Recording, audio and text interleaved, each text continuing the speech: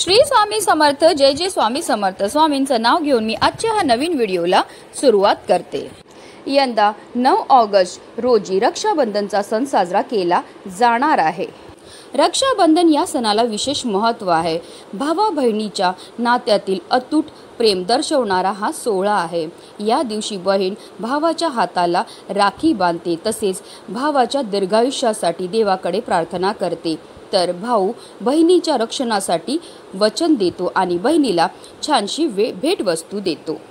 श्रावण पौर्णिमेला रक्षाबंधन आहे। या दिवशी नारळी पौर्णिमाही असते। नारळी पौर्णिमेच्या दिवशी वरुण देवाला प्रसन्न करण्याकरता समुद्रामध्ये नारळ अर्पण करण्याची सुद्धा प्रथा आहे।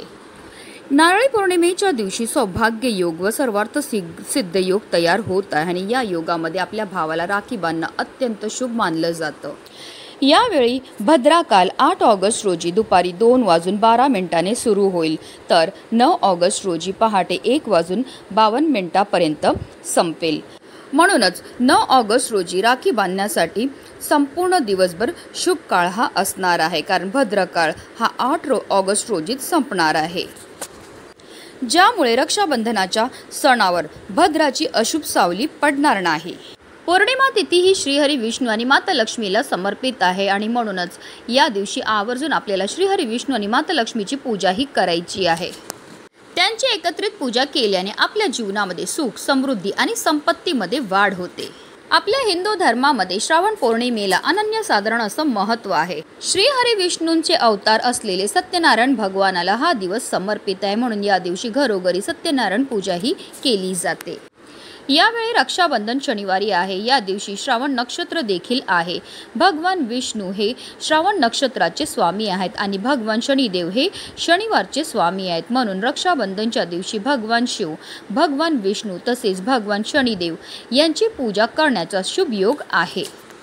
पौर्णिमेला महादेवांना अभिषेक करावा, तसेच भगवान विष्णू आणि माता लक्ष्मीला केशत मिश्रित दुधाने अभिषेक करावा, तसेच शनिदेवाला पौर्णिमेच्या दिवशी तेलाने अभिषेक करावा।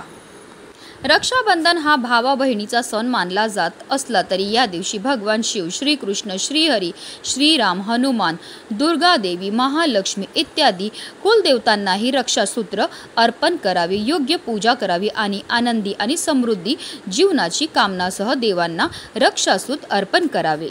धार्मिक दृष्ट्या हा दिवस अतिशय महत्त्वाचा असल्यामुळे या दिवशी काही प्रभावी उपाय आणि सेवा देखील केल्या जातात आणि म्हणूनच श्रावण पौर्णिमेच्या दिवशी तुम्ही काही नाही केलं तरीही चालेल, पण नारळासोबत जाळा ही एक वस्तू, ही वस्तू जाळल्यामुळे आपल्याला सर्व कामामध्ये यश तर मिळणारच आहे, पण आपल्या जीवनामध्ये असणारा प्रखरातला प्रखर पितृदोष, ग्रहदोष, शत्रुपीडा नष्ट होऊन आपलं 7 पिढ्यांचं दारिद्र्य हे नष्ट होणार आहे।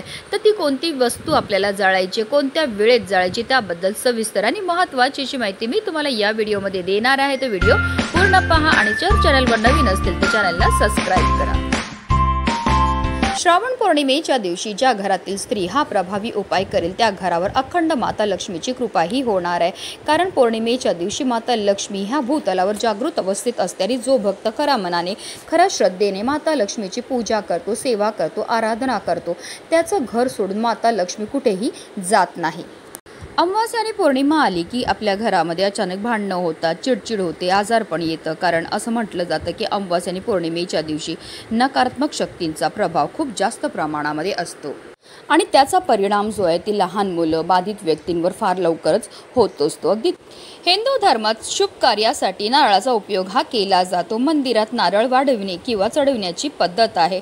नारळाला श्रीफळ असे म्हटले जाते। प्रत्येक पूजेमध्ये नारळाचे स्थान सर्वोच्च आहे। नारळाशिवाय पूजा विधी होऊ शकत नाही। प्रत्येक पूजेत गणपतीला आवाहन करण्यासाठी पूजेत सुपारी ठेवली जाते। त्याचप्रमाणे माता लक्ष्मीची कृपादृष्टी मिळवण्यासाठी नारळ ठेवला जातो। पौराणिक कथेनुसार भगवान विष्णू जेव्हा पृथ्वीवर अवतरले तेव्हा त्यांनी आपल्यासोबत लक्ष्मी, नारळाचे झाड आणि कामधेनू या 3 गोष्टी आणल्या। या तिन्ही गोष्टी मानवासाठी वरदान असून नारळाच्या झाडाला कल्पवृक्ष असे म्हणतात। नारळात ब्रह्मा, विष्णू आणि महेश यांचा निवास असतो। नारळावर दिसणारे 3 डोळे म्हणजे शंभो शंकराचे त्रिनेत्र असतात। या कारणामुळे नारळाला खूप शुभ मानले जाते। नारळ हा सौभाग्य आणि समृद्धीचे प्रतीक आहे। प्रत्येक देवाला नारळ प्रिय आहे, म्हणूनच देवांना नारळ अर्पण केल्याने ते प्रसन्न होतात. त्याचबरोबर नारळ अर्पण केल्यानंतर प्रसाद म्हणून त्याचा वाटपसुद्धा केला जातो. सर्वप्रथम आपल्याला देवघरामध्ये दिवा हा प्रज्वलित करून घ्यायचा आहे, कारण कोणतीही सेवा किंवा कोणताही उपाय जर आपण अग्नीच्या साक्षीने केला तर त्यामध्ये आपल्याला निश्चित सफलताही प्राप्त होत असते. त्यानंतर आपल्याला विधिवत देवपूजाही करून घ्यायची आहे. त्याचबरोबर माता तुळशीची सुद्धा आपल्याला पूजाही करून घ्यायची. धूप दीप अगरबत्ती लावून वातावरण प्रसन्न करून घ्यायचं आणि त्यानंतर तुम्ही दिवसभरामध्ये कधीही हा उपाय जो आहे तो करू शकतात. हा उपाय करण्याकरता आपल्याला एक नारळ हा लागणार आहे. पण हा जो नारळ आपण घेणार आहे तो नवीनच असावा, अगोदर पूजेमध्ये वापरलेला नसावा. त्याचबरोबर या नारळामध्ये पाणी असणं गरजेचं आहे.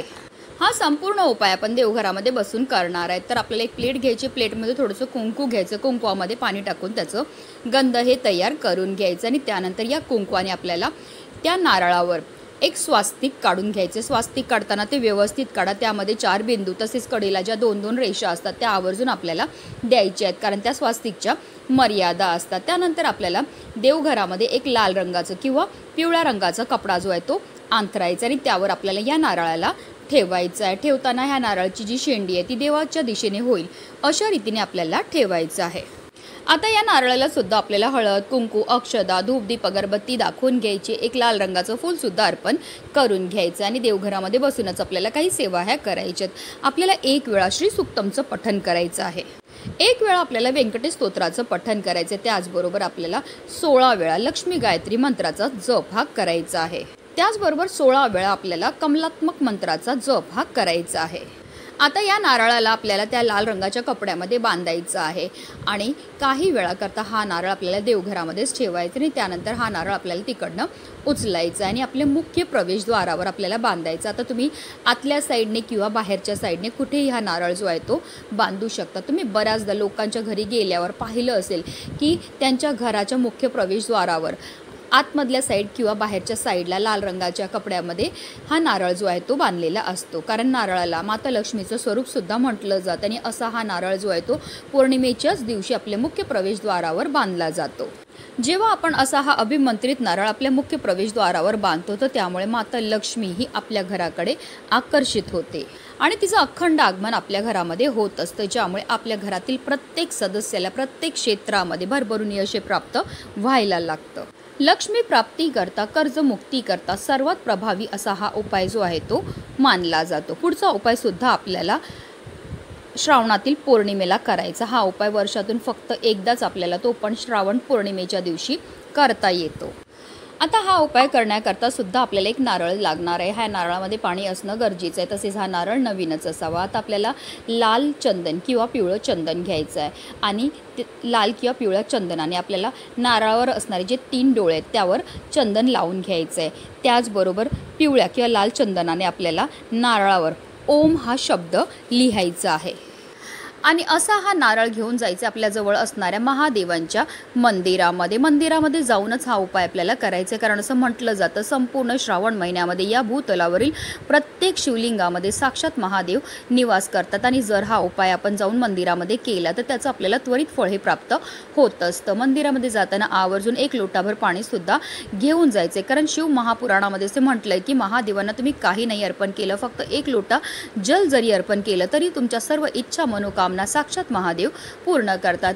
मंदिरामध्ये गेल्यावर सर्वप्रथम महादेवांच्या शिवलिंगावर आपल्याला जल हे अर्पण करून घ्यायचे. श्री शिवाय नमस्तुभ्यम या मंत्राचा जप करत आणि त्यानंतर हा नारळ आपल्या दोन्ही हातामध्ये पकडायचा. आपल्या मनातली इच्छाही बोलायची. नारळ जी आपण पकडणार त्या नारळाची शेंडी जी आहे ती देवांच्या दिशेला होईल अशा रीतीने आपल्याला पकडायचं आणि आपल्या मनातली इच्छा बोलून आपल्याला हा नारळ जो आहे तो महादेवांच्या शिवलिंगावर अर्पण करायचे आणि तिथेच बसून आपल्याला 1 वेळा दारिद्र्य दहन शिव स्तोत्राचं पठण सुद्धा करायचं आहे.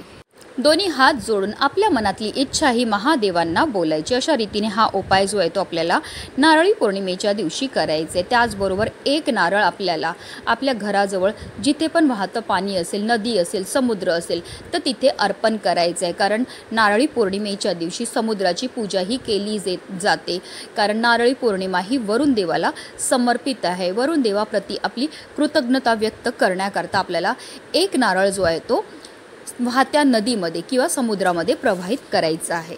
त्याचबरोबर आपल्याला पौर्णिमेच्या दिवशी कर्पूर होमसुद्धा करायचा आहे। कर्पूर होम करण्याकरता आपल्याला नारळ घ्यायचा आहे। नारळावर आपल्याला 7 भीमसेनी कापूरच्या वड्या ठेवायच्यात। नारळाची शेंडी जी आहे ती आपल्याला देवाच्या दिशेने ठेवायची आणि आपल्याला निरंतर जिथपर्यंत कापूर प्रज्वलित म्हणजे एक नारळाची वडी आपल्याला कापरावर ठेवायची आहे, तो प्रज्वलित करायचा आहे। श्री स्वामी समर्थ, श्री स्वामी समर्थ या मंत्राचा जप करायचा आहे। ती कापराची वडी शांत व्हायला लागली की परत लगेच दुसरी कापराची वडी ठेवायची आहे। जिथपर्यंत 7ही कापराच्या वड्या प्रज्वलित होऊन शांत होत नाही तिथपर्यंत निरंतर आपल्याला श्री स्वामी समर्थ या मंत्राचा जप हा करत राहायचा आहे।